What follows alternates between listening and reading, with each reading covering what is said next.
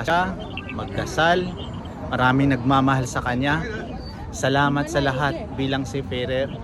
Salamat sa lahat sa iyong pagmamalasakit sa amin seafarer. Mula passport, seaman's book, driver license.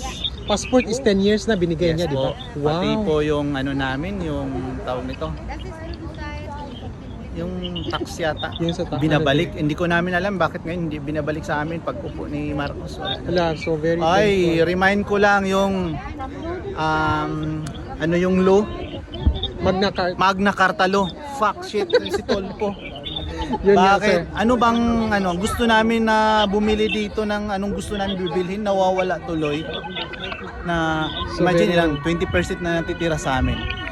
Yung 80% sa Pilipinas, sino kinabang niya? Yun nga, sir. Tama yun, sir. Fight for what is right. Lalo na sa inyong mga seafarer. Ang message ko kay Inday Sara, magpakatatag ka, magdasal ka, chill ka lang.